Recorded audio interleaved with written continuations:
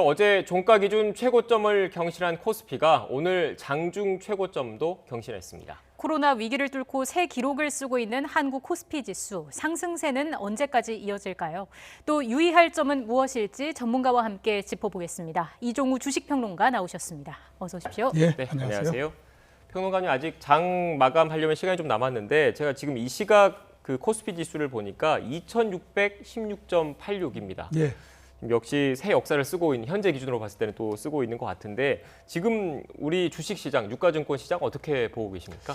예, 그 말씀하셨던 것처럼 그 2018년도 1월 달에 2607이 사상 최고치였고 오늘 그걸 갱신했기 때문에 2년 10개월 만에 이제 사상 최고치를 다 넘어선 상태가 됐지 않습니까? 네. 결국 보게 되면 이제 새로운 지수를 계속해서 써나가는 그런 그 상황이 됐기 때문에 일단 이제 우리나라 시장에서 상당히 새로운 역사를 쓰게 됐다 이렇게 이제 볼 수가 있고요.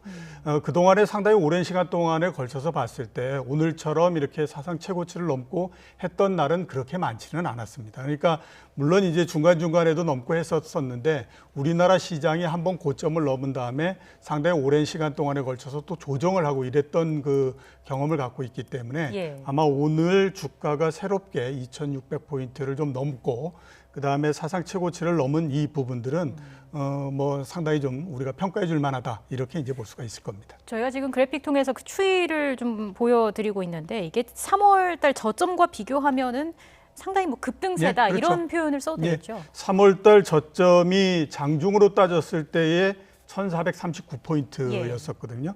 그러니까 오늘까 어제까지 따지면은 한 82% 정도 상승을 한 겁니다.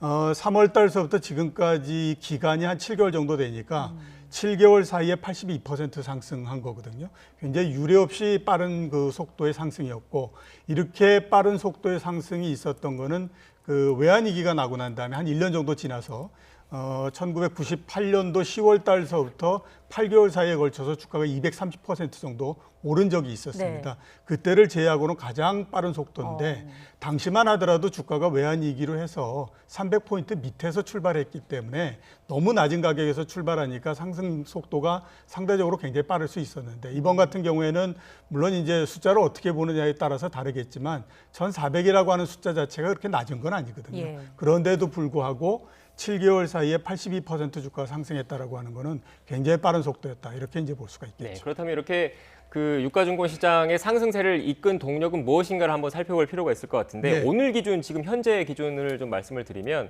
현재 지금 이 시각 3시 12분을 다가가고 있을 때 2618.8입니다. 그런데 개인이 326억을 순매수했고 외국인이 6180억을 순매수했습니다. 반면에 기관 투자자는 6402억 원을 매도했는데 오늘 이 기준만 놓고 봤을 때는 외국인의 매수세가 눈에 띄거든요. 어떻게 보십니까? 11월 달에 주가를 끌어올린 가장 큰 동력은 역시 이제 외국인이었다라고 볼 수가 있습니다. 그러니까 10월 달서부터 외국인들의 매수가 시작이 됐었는데 특히 11월 들면서 미국의 대선이 끝난 다음서부터 굉장히 큰 폭으로 들어오기 시작해서 현재까지 보면은 거의 한 그 6조 5천억 원 정도 그 외국인들의 순매수가 있었거든요. 그 11월 달만 들어서 뭐 20 며칠 이렇게 사이에 20일이 안 되는 사이에 6조 넘게 들어왔다라고 하는 거 굉장히 큰 거고 특히 또 이제 외국인들이 순매수를 했던 종목들이 삼성전자를 비롯해서 주식시장에 굉장히 큰 영향을 주는 종목들로서 집중이 되는 형태였기 때문에 시장에 미치는 영향이 상대적으로 굉장히 컸다라고 볼 수가 있고요. 그 이외에도 여러 가지 이제 상승 요인들을 우리가 꼽을 수가 있죠. 대표적으로 보면 이제 코로나 백신 계속 이제 개발이 된다. 그리고 뭐 90% 이상의 효용성을 보였다. 이런 얘기들 많이 하지 않습니까? 코로나19 백신이 개발된다라고 하는 거는 시장에 어떤 의미를 갖느냐면 이제 몇 개월 후에 코로나19라고 하는 것이 사라진다라는 그 생각을 갖게 만들기 때문에 기대 심리가 생기는 거죠. 그렇죠. 그 부분들이 이제 계속해서 주가를 끌어올리는 역할 이걸 했다라고 볼 수 있고요. 그다음에 그 2분기 말 정도서부터 국내외 경기뿐만 아니라 기업 실적들도 굉장히 좋은 형태가 됐어요. 그러니까 3분기 기업 실적이 이제 그 집계가 전부 끝났는데 그 코스피 기준으로 해서 보면 순이익이 작년 대비해서 50%가 증가를 했거든요. 그러니까 이익이 굉장히 많이 증가하다 보니까 또 역시 마찬가지로 주가가 이제 상당히 많이 상승했다 이렇게 볼 수 있고 가장 근본적인 요인을 우리가 한번 따져보면 뭐라 그러더라도 금리가 굉장히 낮고 네. 그다음에 유동성이 굉장히 풍부하다라고 하는 부분들이 시장을 끌어올리는 데 굉장히 큰 역할을 했다. 이렇게 이제 볼 수가 있는 거죠. 그 외국인 투자가들 관련해서 또 질문을 드리면 9월까지 순매도하다가 10월 들어서 국내 증시로 유입이 됐고 그리고 11월 들어서 2주 연속 사자세를 보이고 있다고 하는데 배경을 뭐라고 좀 풀이할 수 있을까요? 뭐 몇 가지를 일단 볼 수가 있는데요. 우선 이제 미국 시장이 본격적으로 많이 상승을 했고 특히 이제 미국 시장이 그 11월에 대선이 끝난 다음서부터 크게 상승을 한 그런 그 영향이 있었거든요. 네. 그러니까 우리가 이렇게 생각해 보면 됩니다. 우리나라 사람들이 중국의 주식을 산다라고 했을 때 중국 시장도 감안을 하지만 우리 시장이 어떻게 되느냐 하는 것들이 굉장히 크게 좌우하죠. 왜냐하면 우리 시장이 좋게 되면 따라서 이제 다른 나라의 시장도 좋을 거다라고 생각하고 접근을 하기 때문에 그런데 미국 시장이 굉장히 좋다 보니까 미국에 있는 투자자들이 미국 주식도 투자하지만 나머지 이제 이머징 마켓이나 이런 데 있는 투자도 상당히 늘리는 형태가 되고요.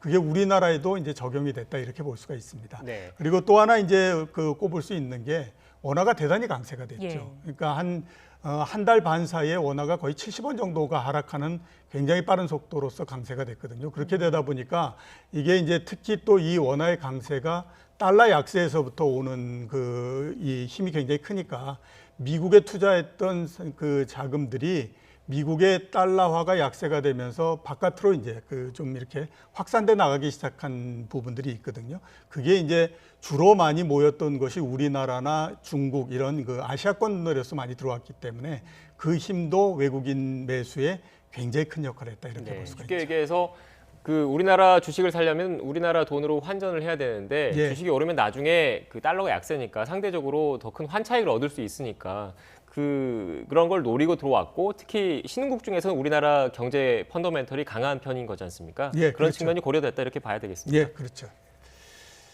네.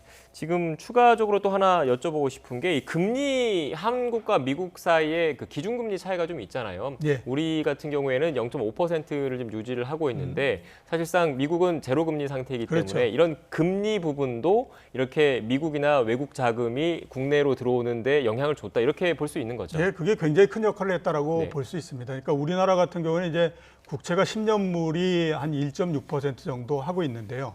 그거보다 더 높은 나라가 이제 중국 같은 경우가 대충 한 3% 정도가 되거든요. 거기에다가 최근에 우리나라뿐만 아니라 위안화가 절하된 게 한 10% 정도 되니까 더해보면 한 13% 정도 되는 거잖아요. 미국 사람들이 중국의 국채에다가 투자한다라고 했을 때 수익률이 그 정도 나오는 거거든요. 그러니까 미국 사람들 입장에서 봤을 때는 자기네 나라 국채에다 투자한다고 해봐야 10년물이 지금 0.8% 정도밖에 안 되니까 그 정도 수익뿐이 안 되는데 중국의 국채나 우리나라의 국채나 이런 쪽에 투자한다라고 하면 거의 10%가 훨씬 더 넘는 이익을 볼 수 있다라고 생각하니까 네. 그 부분들이 자금을 이동시키는 데 큰 역할을 하고 있는 거고요.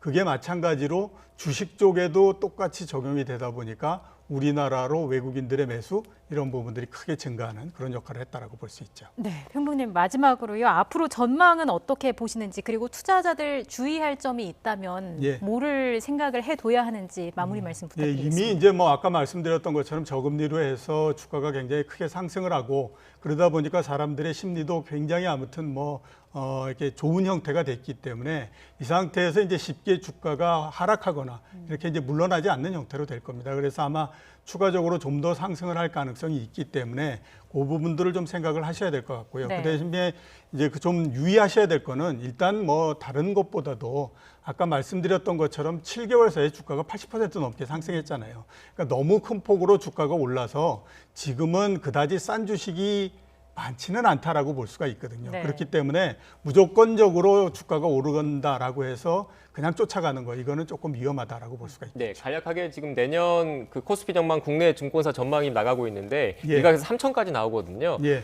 어떻게 예상하십니까? 뭐 지금이 거의 2,600 얼마가 됐으니까 3,000 정도의 전망이 나오는 거는 제가 봤을 때 당연하다라는 생각이 드는데 문제는 뭐냐면 지금 나오는 숫자와 그 전망들이 올해에 너무 빨리 그 실현이 돼버리다 보니까 오히려 올해는 굉장히 좋고 내년도는 오히려 또 못할 가능성이 있으니까 그 부분은 좀 감안을 하셔야 된다라고 보입니다. 네, 알겠습니다. 지금까지 이종우 주식평론가와 함께 관련된 이야기 나눴습니다. 오늘 말씀 고맙습니다. 고맙습니다.